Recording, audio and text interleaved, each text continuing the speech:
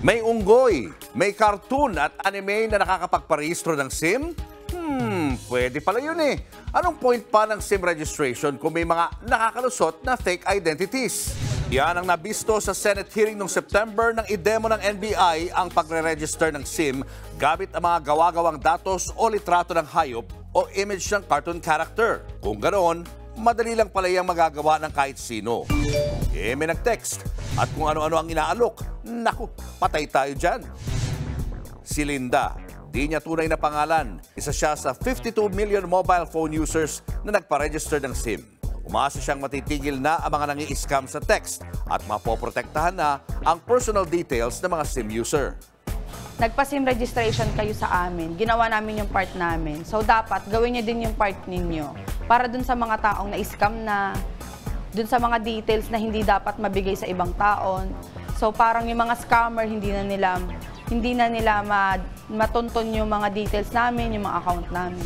Una siyang nakatanggap ng text message tungkol sa promo ng isang bangko. Sa kasamaang palad, napaniwala si Linda at sinagot ang text. Smishing ang tawag sa pangi-scam sa pamamagitan ng text messaging o SMS. Smishing o pinagsamang SMS at phishing, kaya smishing. Hanggang sa may tumawag na kay Linda para gabayan siya kung paano yung promo. Ang ending, kukunin pala ang matatanggap niyang OTP o one-time password. Yung boses niya po kasi, tsaka yung mga sinasabi niya po sa akin is, maniniwala ka po talaga na talagang nagtatrabaho siya sa bank. Tinanong niya po ako kung nag-online banking po ako. So ang sabi ko po sa kanya is, hindi po.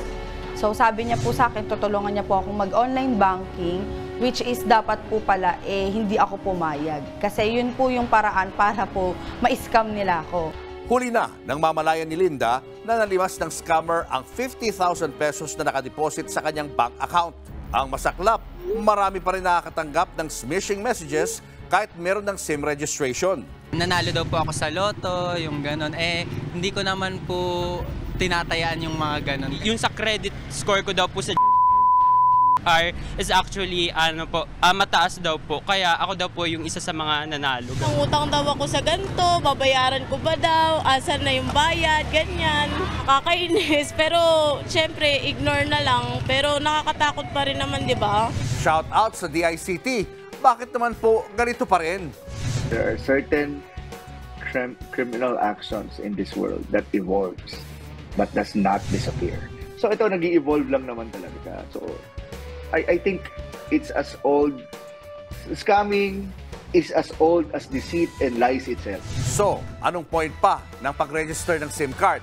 Well, the real purpose of SIM card registration is to reduce the number of unwanted or let's say illegal activities using SMS. Kung sa SIM card registration, meron namang provision sa law that ensures the privacy of the information that is being provided.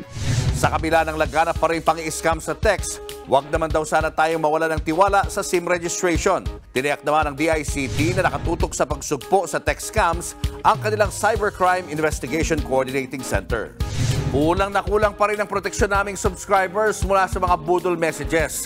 Kaya hangad po namin na mabantayan ng lubos ang aming personal details at hindi na may kalat pa.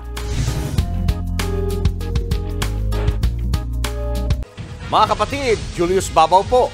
Huwag maging huli at maging una sa lahat ng balitaan. Para sa tuloy-tuloy na talakayan sa Frontline, mag-follow at mag-subscribe sa social media pages ng News 5.